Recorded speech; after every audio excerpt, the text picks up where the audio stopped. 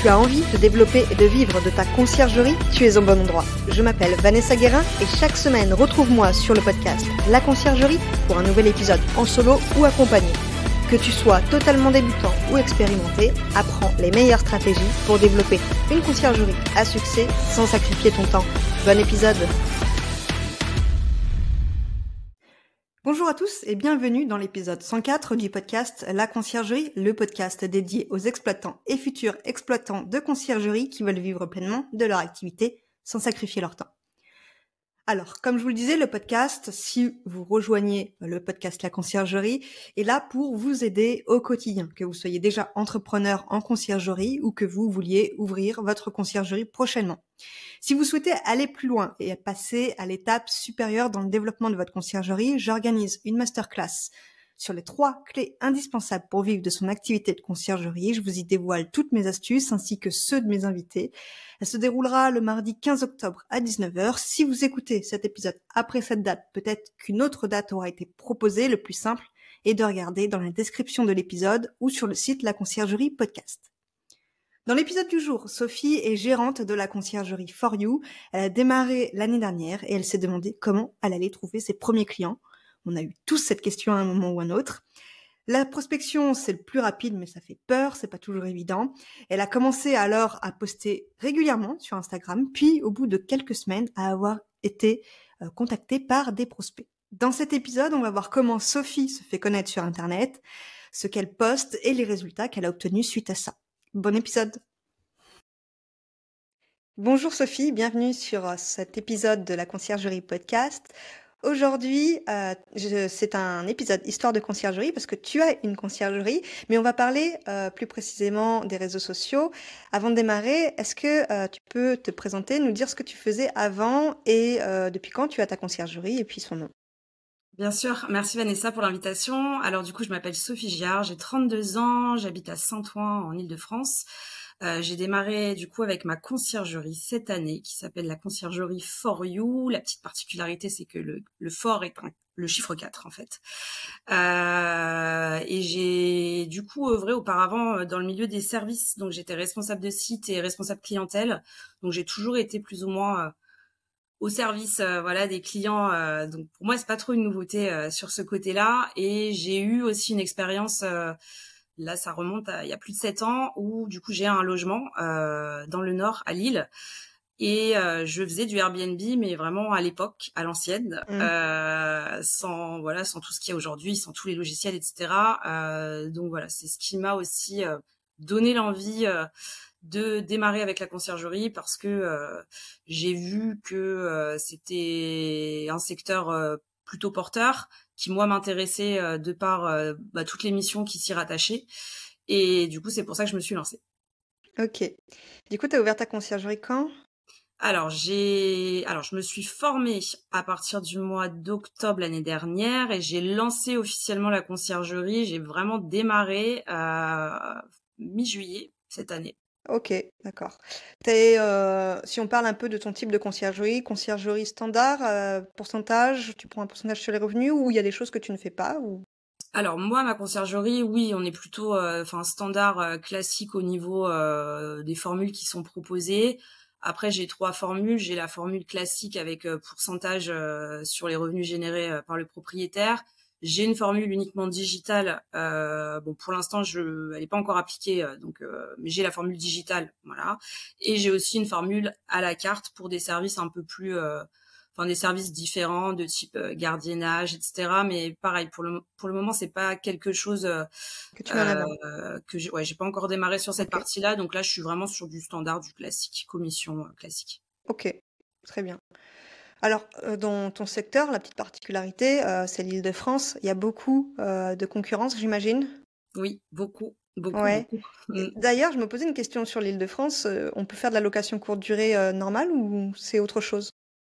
Alors oui, location courte durée. Après, la particularité de l'Île-de-France, c'est que, mais je crois comme beaucoup d'endroits en France d'ailleurs, chaque ville va avoir ses spécificités au niveau de la réglementation. Donc on a certaines villes où c'est facile, il n'y a pas besoin d'autorisation particulière. Enfin, c'est juste une demande en mairie, elle nous répond très bien, c'est bon, il n'y a même pas de numéro d'enregistrement. On va avoir d'autres villes où on va avoir de la compensation, d'autres villes où il y a de la compensation qui va s'appliquer, mais qu'à partir du deuxième logement. Donc, on peut le faire sur un premier bien, mais si le propriétaire en a deux, c'est pas possible. Chaque ville est assez différente. Donc, quand les propriétaires me contactent, ce que je leur dis en premier, c'est que je vais d'abord m'assurer auprès de la mairie de la ville concernée que c'est possible pour après avancer sur les formalités. Ouais, OK, c'est clair.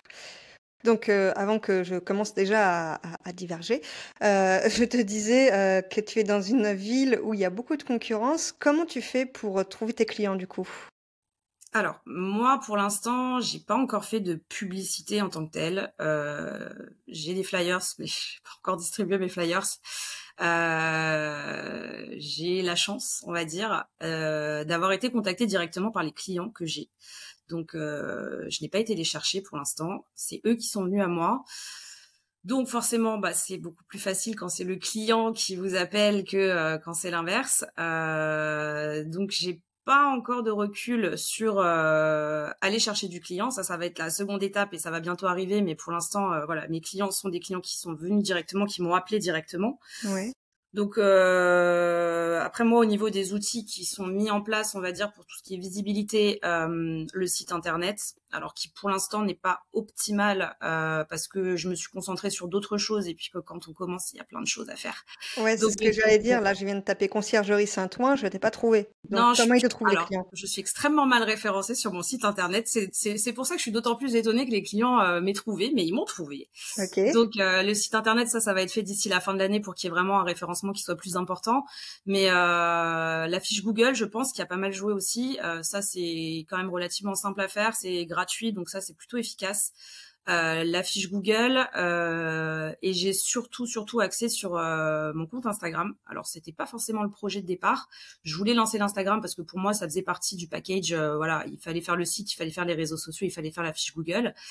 L'Instagram il a vite décollé. Là on est à 6 mois du coup de création Instagram et 1000 abonnés. Donc, j'ai vraiment eu des retours très très positifs sur le compte Instagram, pardon. Donc, c'est quelque chose que du coup, bah, je développe de plus en plus puisque je vois qu'il y a un vrai engouement sur le sujet. Donc, c'est plutôt sympa. Je pensais pas, même avant, enfin quand je l'ai démarré, je pensais pas, Mmh. je m'attendais pas à ces retours, mais j'ai des retours très positifs sur ce compte. On me dit souvent que voilà, mon compte est beau, on aime bien, les infos sont intéressantes. On me prend pour une experte de l'immobilier depuis 20 ans, alors que pas du tout, mais mais c'est plutôt sympa. Beh, on va rentrer on va rentrer en détail plutôt sur ce sujet-là. Déjà, tu t'es dit, c'est bien d'avoir eu cette réflexion, tu t'es dit le compte, enfin, le site web et les réseaux sociaux, c'est important. Donc tu as développé Instagram. Est-ce que tu as pris d'autres réseaux ou vraiment que Instagram? J'ai linké mon Facebook avec l'Instagram, donc du coup, je crois que les posts se Ouais, partagent aussi sur Facebook, mais j'avoue que le Facebook, je le délaisse un peu, ouais. honnêtement. Voilà, il y a du cross-partage dessus, mais je suis pas trop sur Facebook. Moi, c'est vraiment Insta. Ça, j'y suis tous les jours parce que j'ai pas mal d'échanges dessus, pas mal de messages. J'ai des prestataires qui me contactent, j'ai des partenaires qui me contactent sur Instagram, donc c'est vraiment une porte d'entrée, donc j'y suis beaucoup. Donc OK, plus focus Instagram. ouais. Et je vois que tu dis, cross-partage. Alors j'imagine que c'est un terme technique lié à ça, parce que moi je connaissais pas ce mot. Ça veut dire que tu dis que t'es pas experte, mais peut-être que tu t'es formée sur le sujet? Alors moi là-bas j'ai un master en marketing et communication, donc bon du coup j'ai quelques petites bases on va dire sur toute la partie marketing, pas en création en tant que telle, mais sur vraiment la partie marketing. Cross partage c'est juste voilà du partage entre deux comptes de réseaux sociaux. Donc tout ce que je publie en fait sur Instagram se rediffuse automatiquement sur la page Facebook de la conciergerie for you. OK. Du coup, ton Instagram, c'est pour attirer des clients, des nouveaux prospects? Alors dans l'idéal, ce serait le but. C'est sûr que c'est pour ça aussi que je l'ai créé parce que j'y passe énormément de temps. Donc ce serait l'intérêt du coup d'avoir des propriétaires. Alors pour l'instant, je ne sais pas si l'Instagram a attiré des propriétaires. J'échange pas mal avec des conciergeries, donc ça me sert quand même moi aussi pour bah, parfois avoir des petits tips, échanger sur certains sujets. C'est toujours intéressant de savoir aussi ce que font les autres. Et puis, quand on a besoin d'un petit coup de pouce, ça aide. Ou découvrir de nouvelles choses également. Donc, beaucoup de comptes de conciergerie, pas mal de comptes aussi bah, de tout ce qui tourne autour de la conciergerie, en fait. Tous les différents outils qui peuvent se créer ou des partenaires pour le ménage ou pour des services, pour des livrets digitaux. Enfin, il y a tellement de choses, en fait, autour de la conciergerie que du coup, Instagram, c'est un petit peu ma porte d'entrée à tout ça. Donc, c'est vrai que le but ultime, ça va être d'attirer les propriétaires aussi via l'Instagram. Ce que je trouve intéressant sur l'Instagram aussi, c'est que je trouve que ça assoit quand même une certaine notoriété pour les potentiels propriétaires intéressés. Parce que forcément, bah voilà, quand on recherche une conciergerie, que voilà, le site internet est carré et qu'en plus au niveau des réseaux sociaux, on voit que ça tourne aussi, que c'est alimenté, qu'il y a quand même bah, pas mal d'abonnés. Je trouve que peut-être, enfin après c'est ma réflexion personnelle, mais si moi j'hésitais entre plusieurs conciergeries et que j'en vois une qui s'est quand même pas mal développée sur les réseaux sociaux, qui est assez suivie, etc. C'est voilà, ça permet aussi de renforcer sa présence en ligne et de se démarquer un petit peu de la concurrence, forcément. Oui. C'est vrai que on fait très vite, en général, le raccourci. Un gros compte Instagram veut dire, une entreprise en général, qui prospère ou bien qui a des clients, du moins. On ne sait pas combien de clients, mais c'est pas le même nombre que les abonnés en général, hein. Ah, ce serait Mais, bien, mais pas encore. du coup, bien sûr, je mettrai ton compte Instagram pour les gens qui veulent aller voir à quoi ça ressemble. Qu'est-ce que tu postes sur ce compte Instagram? Plein de choses. Alors, Et c'est-à-dire? moi, ça me fait toujours rire quand je vois passer, bah, je démarre ma conciergerie, mais je ne sais pas quoi mettre sur mes réseaux. Bah, allez voir sur mes réseaux parce qu'il y a plein de choses à mettre en fait sur ces réseaux sociaux, même si on n'a pas du tout de logement. Parce que moi, quand j'ai démarré, je n'avais pas de logement. Et par contre, pendant 2 mois, tous les jours, j'ai publié du contenu sur ma page. Maintenant, j'ai un petit peu réduit la voilure parce que du coup, j'ai des clients, j'ai des logements, donc je peux pas non plus faire ça tous les jours, mais j'essaie quand même de garder un rythme de 2 à 3 publications par semaine minimum et d'être présente, de répondre aux messages, de répondre aux commentaires, d'aller aussi sur les autres comptes pour commenter, liker, partager quand il y a des choses qui m'intéressent. Ça, c'est hyper important également. Donc au niveau des posts que je vais publier, alors je vais avoir des posts sur des petits tips au niveau du ménage, sur des petites choses concernant Airbnb, Booking, des anecdotes, des idées de déco, des petits conseils pour la location courte durée. Il y a vraiment beaucoup de sujets. C'est très large. Il y a de la fiscalité, il y a beaucoup de choses. Donc j'ai encore plein de sujets sous le coude. Mais il y a beaucoup de choses à publier. Honnêtement, on peut vraiment fournir le compte. Et après, forcément, je mets aussi des stories avec voilà, les check-out, les check-in, les petites victoires, les choses comme ça. Je partage pas mal de choses dessus. Les logements, les offres, voilà. Il y a vraiment de quoi faire. C'est assez complet et j'essaye de diversifier un petit peu les sujets pour que voilà, qu'il y en ait pour tout le monde et qu'on puisse apprendre des choses aussi. Euh, Même des choses bêtes, hein, mais typiquement là je pense à un post que j'ai fait récemment, c'était la différence qu'il y a entre la caution et le dépôt de garantie, parce que bah, tout le monde fait l'amalgame et c'est pas du tout la même chose et ça veut pas dire la même chose, donc j'en dis pas plus, je laisse les gens aller voir s'ils veulent la réponse.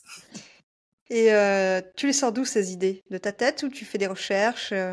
Alors plusieurs choses, soit de ma tête, des fois voilà à force la nuit ça gamberge et puis du coup j'ai des nouvelles idées, soit je peux avoir aussi parfois bah, je suis beaucoup sur Instagram donc je vois un petit peu plein de choses, je suis abonnée à plein de comptes, que ce soit vraiment des gros comptes type voilà le Figaro Immobilier, des comptes vraiment spécialisés dans l'immobilier ou des sociétés ou d'autres conciergeries. Donc je m'inspire parfois de certains sujets pour mes publications ou alors pas mal de newsletters aussi que je suis qui sont en rapport soit avec l'immobilier, soit avec la LCD et qui du coup encore une fois me donnent des idées en fait pour les posts et puis une idée en entraînant une autre en fait parce qu'on va avoir une idée d'un thème. Par exemple, j'ai un thème sur les produits ménagers un peu naturels, donc les avantages, les inconvénients.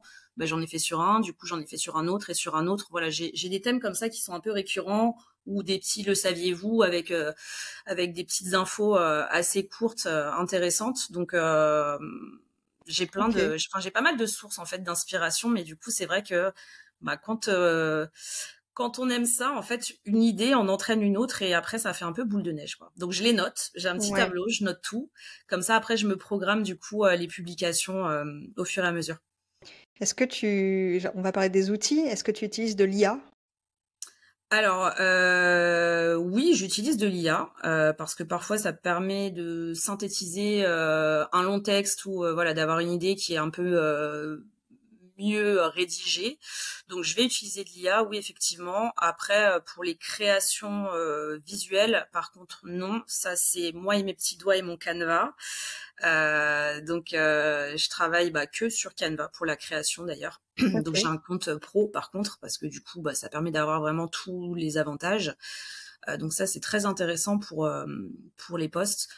Donc, Canva à fond pour les Donc publications. ChatGPT, j'imagine? ChatGPT, Canva? ChatGPT, Canva. Est-ce que tu utilises autre ChatGPT chose? qui peut aussi parfois donner des idées OK. puisque je peux avoir encore une fois un thème. Parfois, je sais plus trop. Enfin, je veux rester dans le même thème, mais je sais pas forcément trop, trop quoi faire. Donc, j'utilise aussi ChatGPT pour me donner quelques idées également. Donc, ChatGPT, Canva et mes petits doigts et beaucoup d'heures de travail parce que c'est quand même très très long. Beh, d'ailleurs, parlons-en, tu est-ce que tu as mesuré ton temps? Combien de temps ça te prenait? Non, j'ai Non? pas mesuré mon temps, mais honnêtement, c'est extrêmement long, surtout quand on commence à s'attaquer à des reels sur Instagram. Mmh. Alors, on a beau avoir des outils, hein, mais ça reste quand même très très long à faire. Trouver l'idée, faire la couverture du reel, écrire les textes, mettre les photos, les vidéos, synchroniser avec une musique. Ouais. Enfin, franchement, ça prend énormément de temps. Donc, c'est des choses en général. Voilà, je fais ça. Le soir, assez tard, quand la journée est finie entre guillemets, parce qu'après moi je suis maman aussi, donc j'ai les enfants à gérer entre deux.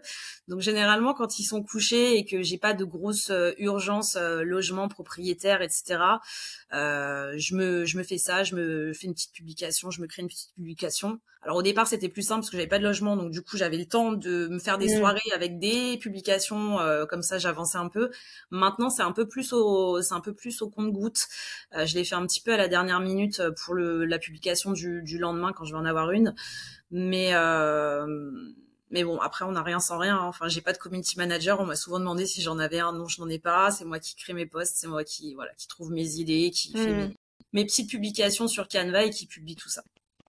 Est-ce que tu t'es fait un planning où tu, postes à jour fixe, heure fixe?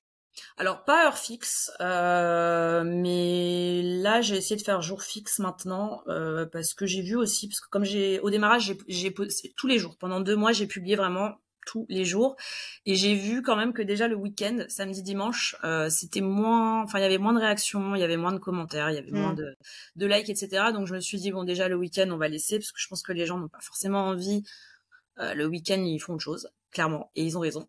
Donc, le week-end, déjà, j'ai arrêté. Là, je me suis fixée lundi, mercredi, vendredi de mémoire. Bon, parfois, il y a des urgences, donc je peux décaler. Mais en général, voilà, du lundi au vendredi, j'essaye de faire un jour sur deux. OK. Et c'est plutôt pas mal. Après, j'aurais du mal à faire plus parce que Mmh. ça prend du temps. Donc, mais voilà. Est-ce que le batching, ça te parle? Le batching pour la cuisine, Et ben, on peut le faire ça, aussi pour les réseaux sociaux. oui. On peut, se caler, une journée, une demi-journée où on fait tous ses posts du mois et on peut les programmer. Ça peut être des astuces pour les auditeurs et je voulais partager un outil aussi, moi, que j'utilise et qui permet de publier sur, aussi TikTok, sur YouTube Reel, sur, LinkedIn, et c'est gratuit. Ça s'appelle Metricool. Donc c'est un outil, assez sympa. Il y a pas besoin d'aller sur chaque plateforme pour publier et en plus, ça donne les horaires où il y a le plus de gens actifs. Ok, super intéressant, je connaissais pas. Voilà, J'irai voir donc ça. ça permet, d'avoir un peu plus d'outils si besoin. Donc du coup, au départ, tu publiais tous les jours parce que tu avais le temps. Ça tu vu une différence quand tu as arrêté de publier tous les jours? Non, parce qu'en fait, comme le compte, il a été de plus en plus suivi, finalement, ça a un peu fait boule de neige tout seul. Donc, le fait de moins publier, mais dans un second temps, j'ai pas vu la différence, honnêtement. Là, en plus, comme du coup, le compte, est quand même bien suivi, il y a quand même voilà, pas mal d'interactions. Du coup, maintenant, j'ai le sentiment que j'ai plus le besoin de publier tous les jours pour que ça continue de voilà OK. d'augmenter déjà au niveau des followers et de recevoir des interactions. Je pense que c'est important de le faire au tout début parce que on est tout neuf et Bien sûr, ouais. il faut un petit peu asseoir sa crédibilité et puis que les gens voient ce qui va être fait sur le compte et qu'ils soient pas délaissés, surtout parce que moi je vois beaucoup de comptes Instagram de conciergerie qui ont été lancés et puis Ouais. qui sont restés à l'abandon. Des Ça fois, fait je vois 6 mois dernier qu'il y a post rien. 2023, je me dis bon voilà, il y a plus personne. Donc ça, c'est un petit peu dommage. Je pense au moins essayer même si on n'a pas trop le temps, mais à minima, je dirais au moins une fois par semaine. Et franchement, c'est vraiment le strict minimum, je pense. Mais de continuer à alimenter son compte parce que c'est dommage de faire tout ça et puis de laisser le compte un peu mourir. Il faut vraiment l'alimenter parce que si on l'alimente plus, ça fonctionne. Ouais. Je dirais même que si on sait qu'on va pas tenir le rythme d'au moins un post par semaine, ne vaut mieux pas ouvrir de réseaux sociaux Oui, parce que ça exactement. peut avoir une image négative Tout à fait. d'avoir le nom de sa conciergerie sur les réseaux et de voir aucune activité. S'il y a Exactement. des propriétaires qui tombent dessus, ils peuvent se dire est-ce qu'ils sont vraiment actifs? Mm. Donc, ouais. Complètement. Mm. Tout à fait. C'est quoi les résultats jusqu'à maintenant sur tes réseaux sociaux? Qu'est-ce que ça t'a apporté d'avoir développé ton compte Instagram? Comme je le disais un petit peu tout à l'heure, pas mal de contacts. J'ai même j'ai beaucoup de conciergeries, comme je le disais, donc des échanges aussi de conseils, de bons procédés avec d'autres conciergeries, des échanges aussi avec des prestataires de ménage. Alors, je travaille pas avec tout le monde parce qu'il y en a beaucoup, donc il y a pas mal de personnes qui viennent prospecter aussi pour de la publicité par rapport à ça. Mais là, typiquement, je pense à un compte d'une personne qui fait du nettoyage, mais spécialisée pour tout ce qui va être canapé, moquette, etc. Et lui, on a échangé un petit peu sur Instagram. Voilà, je disais bravo, top, c'est top. Lui, pareil, on échangeait comme ça. Et comme lui est en région parisienne, il a parlé de moi en fait à une propriétaire chez qui il a fait du nettoyage, qui voulait faire de la location courte durée. Donc parfois, en fait, ça peut finalement aussi indirectement ramener des clients Et par les oui, liens qu'on peut tisser par des avec partenariats. exactement. Donc des chauffeurs VTC, pas mal aussi avec qui j'échange. Il y a beaucoup d'acteurs qui sont sur Instagram. Donc c'est pour ça que pour moi c'est hyper important. Je pense que c'est pas la même cible que sur Facebook. Pour moi, en tout cas, Facebook c'est une cible un peu plus âgée et qui va peut-être un peu moins être dans la prospection qu'Instagram. Après, peut-être que je me trompe, mais c'est ce que je vois en tout cas. Mais en tout cas, voilà, Instagram, moi, je découvre tout le temps des nouveautés, des nouveaux logiciels. Bon, après, ça fait beaucoup de choses, hein, mais voilà, comme on disait, des partenariats. Là, typiquement, pour les 1000 abonnés, je vais lancer un concours. Je savais depuis longtemps que j'allais lancer un concours pour les 1000, mais je ne savais pas quand j'allais arriver aux 1000. Je pensais pas si vite, en tout cas. Et j'ai rencontré, il y a 2 semaines, une personne qui fait des kits de vacances, qui travaille aussi beaucoup avec des conciergeries. Et elle sera avec moi en collaboration, du coup, sur le concours pour qu'on fasse gagner un lot. Donc, c'est intéressant aussi. On crée des liens, on crée des rencontres, on apprend des choses et je trouve que c'est hyper intéressant. D'ailleurs, au moment où on enregistre l'épisode, tu es à 999 abonnés. Ça. Au moment où l'épisode sera sorti, tu les as largement dépassés. Donc peut-être que le concours sera déjà affiché, donc ce sera l'occasion d'aller voir Tout à comment fait. tu l'as organisé. Ok, je vois aussi un point important puisque tu as bien développé ton compte Instagram. Tu sais que j'imagine que tu l'as peut-être en tête, que l'on peut faire de la publicité ciblée Oui. avec Facebook, enfin avec Meta, parce que du coup, Ouais. Meta, c'est Instagram et Facebook. Et je pense que du coup, c'est aussi un objectif plus tard pour toi de peut-être faire de la publicité payante en ciblant les personnes de ton secteur. Et là, peut-être qu'effectivement, il y aura des propriétaires qui viendront davantage sur ton lien. J'ai vu que tu avais mis un lien vers ton site web ou vers Oui. une estimation, c'est ça? Oui, les deux. Ok, Les les deux, deux. il y a lien vers l'estimation, lien vers le site web. Oui, l'idée ce serait après de proposer du coup des publications, que je fasse des publications payantes pour pouvoir attirer vraiment des propriétaires ciblés dans le secteur que je souhaite au niveau de la région parisienne. Ça c'est en projet. Après, je pense que soit d'ici fin d'année ou peut-être début d'année prochaine, mais ce serait l'idée. Ouais. Bah, c'est l'avantage d'avoir développé un compte où il y a du contenu, Tout à parce que fait. c'est vrai qu'on peut pas faire de la publicité sur des comptes vides. C'est Donc, compliqué. ouais, et si Très on a crédible. 10 abonnés, c'est pareil, Mm, c'est pas, mm. voilà, pertinent. Ok, bon, je pense qu'on va clôturer la partie Instagram. J'ai vu que tu avais parlé aussi au tout début, quand tu t'es présenté, de la fiche Google.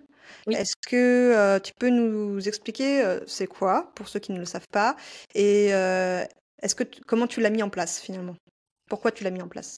Alors la fiche Google, ben, je l'ai faite vraiment au démarrage quand j'ai commencé la conciergerie. C'est juste une petite... Enfin, tout le monde connaît, je pense, la fiche Google. Quand on tape le nom d'un établissement sur Google, on a la petite fiche qui apparaît avec les informations, le numéro de téléphone, un lien vers le site internet, les avis aussi. Anciennement d'ailleurs, Google My Business. Exactement, tout à fait. Ouais.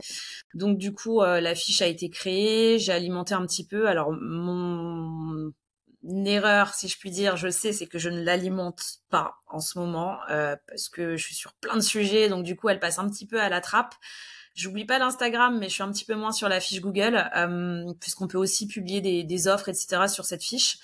Mais voilà, j'essaye quand même de récolter des avis parce que ça, c'est très important. Donc, que ce soit des voyageurs ou des propriétaires. Donc, je leur demande de rédiger un avis. Après, c'est pas toujours évident de récolter des avis parce que déjà, même sur Airbnb, les voyageurs n'en laissent pas forcément, même s'ils sont satisfaits. C'est assez difficile, je trouve, de récolter des avis. Mais voilà, quand le feeling est bien passé, quand la personne déjà a laissé un commentaire sur Airbnb, je me dis que potentiellement elle sera plus ce sera plus possible que de récolter aussi un avis sur la fiche Google. Donc j'essaye de faire ça également. Donc c'est un peu un travail d'aller récolter et de faire les demandes, mais c'est hyper important parce que encore une fois, ça a soit la notoriété, la crédibilité. Si un propriétaire hésite entre des conciergeries, entre celles qui a pas ou des mauvais avis, elle va forcément plutôt se tourner vers celles qui en a des bons. Donc ça paraît évident. Enfin moi je suis très avis aussi sur plein de choses. Quand je cherche une nouveauté, je vais voir les avis sur un produit, sur un service, sur Oui. voilà. Je pense que c'est un petit peu devenu dans les habitudes de tous. Donc faire la promotion du coup de sa fiche Google pour récolter des avis, pour moi c'est essentiel aussi. Dans mes logements, j'ai aussi des fiches avec d'ailleurs un petit QR code qui renvoie vers l'Instagram et qui renvoie aussi sur la fiche Google pour récolter des avis, ce qui me permet aussi de pouvoir en récolter un petit peu plus facilement avec du coup c'est juste un petit QR code qui scanne, donc c'est assez rapide, il n'y a pas besoin de taper, de chercher, ils scannent et ils arrivent directement sur la page. Ok. Donc s'ils veulent, ils peuvent... Parce que j'avais compris que tu leur demandais une fois qu'ils avaient mis l'avis sur les plateformes, mais s'ils veulent, Alors finalement, ils oui, peuvent la mettre avant. c'est ça, exactement. Il y a deux cas de figure. Ils ont accès, en tout cas, ils ont le petit document avec voilà pas mal d'informations et à la fin les petits QR codes qui renvoient sur Instagram et sur la fiche Google. Mais après, on le sait, hein, les voyageurs, ils lisent pas beaucoup. On met plein d'infos, mais ils lisent pas beaucoup. Donc, je leur fais quand même toujours une petite piqûre de rappel par message aussi. Hmm. Ok. Et la fiche Google, alors de mémoire, j'avais fait une petite formation là-dessus, à titre personnel, et il me semble que plus il y a d'avis et plus il y a de nouvelles mises à jour en termes de Oui, publication, plus elle remonte dans l'algorithme. oui, Donc tout à ça peut fait. être une bonne idée de l'alimenter pour passer au-dessus de ses concurrents, quoi. Complètement. Mm. D'ailleurs, je fais un petit clin d'œil du coup au niveau 4 de l'école des conciergeries. Pour ceux qui connaissent pas, mais j'ai Le appris pas club. mal de choses aussi via du coup la mini formation par rapport à la fiche Google, des choses que j'ignorais et du coup c'était très intéressant. Donc Ouais. C'est dans le club des conciergeries, la communauté exactement. gratuite. Parce que l'école des conciergeries, c'est un accompagnement payant. Ah oui, Donc, je pardon. fais la petite Le précision. club des Mais c'est conciergeries, dans le club exactement. des conciergeries, Tout à fait. voilà, il y a des grades à passer et en passant le grade 4, je C'est ne ça, sais plus, niveau c'est ça. 4. Il y a Ouais. une formation offerte, tout à fait. Bon, bah, si tu as appris des choses là-dessus, parfait. Oui, ouais, j'ai vraiment appris des choses. Aujourd'hui, tes clients, ils viennent d'où, du coup? Est-ce que tu arrives à traquer ou tu n'arrives pas encore à traquer? Non, j'ai du mal à traquer, très honnêtement. J'aurais du mal à dire d'où ils viennent, mais ils viennent, donc c'est l'essentiel. Après, peu Oui, importe d'où ils viennent, qu'ils viennent. on est d'accord. Ok. Est-ce que tu crois que en mettant peut-être des liens traqués, tu peux voir d'où ils viennent? Par exemple, peut-être sur Instagram, tu peux avoir un lien unique pour Instagram. Franchement, là, pour l'instant, ça dépasse un peu mes compétences, je t'avoue. Je m'intéresse à plein de choses et à plein de sujets parce que tout est un peu, tout est un peu nouveau. Même Canva, hein, c'est relativement simple, mais quand on veut commencer à l'utiliser, ça prend du temps. Donc, il faut quand même aussi aller chercher les infos. Tout ça, c'est énormément de temps. Donc, je me suis pas encore penchée sur ce sujet-là, mais ce sera, potentiellement un sujet à réfléchir pour les prochains mois. Ouais, j'ai pas la réponse non plus. C'était pour essayer de trouver une solution à ça. D'ailleurs, s'il y a des auditeurs qui savent comment traquer d'où viennent ces clients, ça pourrait être intéressant de savoir. Donc, qu'ils n'hésitent pas à nous le dire. Je pense qu'on a fait le tour de ce qu'on voulait dire sur les réseaux sociaux, sur la fiche Google. C'est quoi la suite pour toi? Qu'est-ce que tu voudrais mettre en place davantage? Donc, tu as parlé du concours, peut-être de la publicité payante. Est-ce que tu vois autre chose? Je pense qu'il y a toujours des choses à mettre en place. Honnêtement, moi, j'ai le parti pris qu'il y a toujours des choses à mettre en place et que même si demain on a 100 logements, il y a encore des choses à mettre en place. On peut mettre en place des partenariats locaux, on peut mettre en place des partenariats, avec des marques un peu plus importantes. Pour moi, il y a toujours des choses à faire. On peut gérer sa conciergerie, on va dire, de manière basique, en faisant, pas le minimum, mais juste le standard. Moi, c'est pas ce que j'ai en tête. Moi, c'est pour ça aussi que j'ai mis du temps à me développer parce que je suis tout le temps en train de chercher à droite à gauche des nouveautés, des nouvelles choses et j'apprends tous les jours plein de choses. Donc, pour la suite, déjà continuer à développer forcément les logements, améliorer peut-être les procédures. Après, je suis pas mal aussi à l'écoute forcément de tous les feedbacks des visiteurs, s'il y a quoi que ce soit, s'adapter en fonction. Continuer à communiquer aussi pas mal avec les propriétaires parce que ça, c'est très important aussi. Ça, c'est un peu des formations de professionnels de ma vie salariée, mais les clients, même s'ils nous demandent rien, il faut leur dire que soit tout va bien ou mais pas attendre qu'il y ait forcément un souci pour leur dire qu'il y a un souci. C'est toujours mieux quand on a une relation plutôt constante et que ce soit pas que du ponctuel, que pour des problèmes. Donc ça aussi, c'est important. Il y a tellement de choses à faire. Enfin, ma to-do list est tellement longue que j'aurais du mal à tout dire ici, mais continuons le compte Instagram. Il y a toujours plein de choses à faire. Moi, je retiens un truc hyper intéressant de cet épisode. C'est le fait que tu as développé ton réseau grâce à ton compte Instagram et tu as pu créer des relations qui vont aboutir sur peut-être des clients finalement. Donc, même si tu n'as pas de suite des clients en développant un compte Instagram, tu as réussi à avoir des partenaires sur le long terme. Donc, c'est hyper important. Totalement. Voilà. Je pense qu'on a terminé. Merci d'avoir partagé tout ça dans cet épisode. On te retrouve sur ton compte Instagram Conciergerie for You avec le chiffre 4 et je mettrai le lien en description. Merci Vanessa. Bonne journée. Bonne journée à toi. Et pas si vite, tu as apprécié cet épisode, tu peux le partager à ton entourage ou encore mieux, laisser un avis 5 étoiles sur ta plateforme d'écoute préférée et un commentaire. Je te dis à bientôt.